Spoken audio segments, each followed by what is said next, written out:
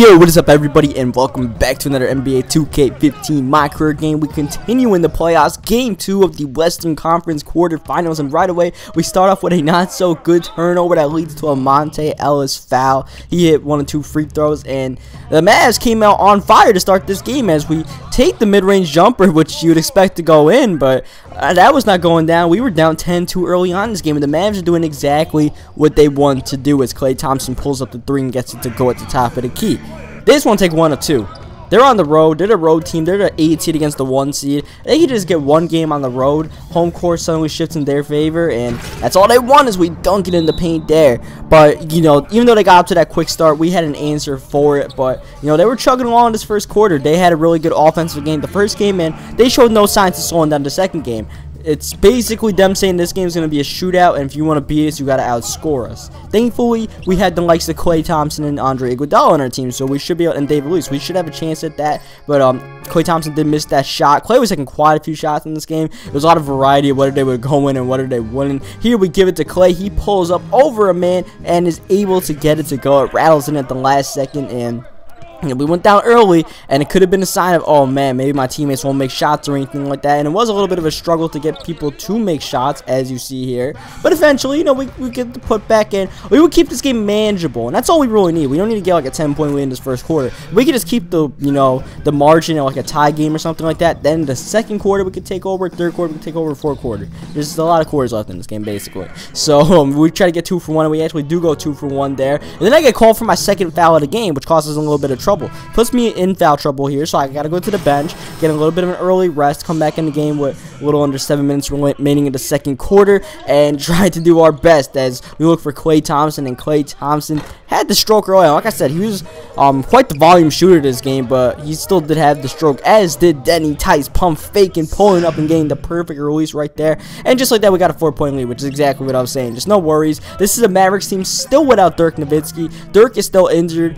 Chandler Parsons is still coming off the bench, so they have Aminu starting at the small forward spot, kind of like real life when Aminu got, Aminu was starting over Chandler Parsons, who had the knee injury. Though obviously Dirk was playing the full series, and Dirk hasn't even touched the court yet, which is obviously affecting the Mavericks. But they are staying in the game despite, you know, us playing a pretty good offensive game. Like I said, they pretty much came out saying outscore us if you gotta beat us. And like I said in the first game, the Mavs are not really a good defensive team. As I mean, Aminu being in the lineup might actually make them a little bit better defensive team. They're still not that good as Raymond Felton pump fakes and draws the foul. And I believe that was Steph Curry who just couldn't handle Felton. Here, missed free throw that leads to a fast break, leads to a Klay Thompson jumper, but Klay is not able to get the easy look to go. And that's the weird thing about Klay, man. He has some of these open looks that he knocks down or doesn't knock down. Then he has some like shots with a man in his face like that where he'll knock down. Monte Ellis, he just makes everything. He's off to a good start, 5 for 7. We're trying to limit his touches because Monte just makes everything. So the best thing we can do is make sure Monte is taking 15 shots in the game except for 25. As Steph Curry, we want Steph to be taking 35 shots in the game if we can, because, you know, he makes damn near everything. As we get a fast break started by a missed free throw once again. Steph Curry pulling up from downtown and getting it to go near the end of the second quarter, and they just always had an answer. Chandler Parsons pulling up, but that time not able to get it to go right before the end of the half. Steph Curry fading away and hitting. Steph Curry cooking for the end of this second quarter, and we got another shot here. They go quick to the rim, and that's going to leave another opportunity for Steph, who did not want to pass. I was calling for the ball down the court. I'm like, yo, Steph, there's like 2 seconds left. You're not taking that. He took it anyways, and I guess you got to give Steph Curry some of that freedom. Early on, we got a lot of assists in this first half here, as Monte Ellis drains the 3 with a hand in his face. Monte just doesn't know what the word miss means, as thankfully Monte does not know the words ball control, and he loses it, and then Klay Thompson gets that pull-up to go right there. But, yeah, we're getting a lot of assists. 17 this game so far. We are finding teammates, and thankfully they're making shots to the point where I only have 6 points, and that's just because I'm not looking for my shot. I'm looking for my teammates who are constantly getting their own shot to go down. As you see, Andrew Bogut finds me, and this is one of the rare points where I'll, you know, find my shot. Catch and shoot situation. Bogut's one of the better passing centers. We're one of the better stealing point guards, and we're also one of the better dishing point guards as Klay Thompson fades away, and he is one of the better shooting guards. So that makes for a pretty good team. Unfortunately, Jameer Nelson has a behind the back move in his arsenal that I did not know about, which allows him to make that bucket. And Mavs, you know, staying in the game for all it's worth. This Iguodala, nice move, just can't finish there. But yeah, 20 assists. This is a playoff game. Normally you expect your teammates to fade away, but they are, you know, hanging in this game. This is high shooting performance. You see Monte Ellis has not missed a shot in the second half. He's getting his fair share of shots. We limited him pretty decently in the first half, but now he's starting to get going. Thankfully though, you know, we're extending the lead a little bit, even with Monte getting hot, thanks to this man right here, Klay Thompson. He's cooking a little bit himself. He's been doing well. Iguodala's been great offensively throughout the game. Steph Curry off the bench has been doing well, as seen there, knocking down a three-pointer, giving us a 13-point lead. And I have a wide open driving lane, but I give it to Draymond Green. It's like, this is where the point where I'm not even looking for my own shot. I'm thinking, how many assists can we get in this game? That's what I'm thinking right now, because Steph Curry gets all the way to the lane here, and that's 24 in the third quarter. NBA record, I believe, is 30 by Scott Skiles, and I don't know what the playoff record is, but we're definitely approaching as we bounce past it to Curry, who jams it. Oh man, Steph Curry's dunking. That's when you know we're trying to get Oracle going, when Steph Curry dunks. And Oracle is definitely rocking right now, as someone gets a putback there. That's just lazy, you know, lack of box out. But the offensive end is doing all right, because Steph Curry is just, you know, a godsend in this game right now. I mean, usually Steph's shooting really well, but not this well. This is just absolutely scorching hot Steph Curry right now. But the Mavs still staying in the game. They got a nice run to end the third quarter as we find Curry to beat the buzzer. Can't get it to go with 26 assists. I mean, the record is right there. We only need 4 in this fourth quarter. I'm probably playing, you know, if not most of the fourth quarter, the entire fourth quarter, as Barnes gets that friendly roll there, makes it 27 assists. So I definitely want to get that record.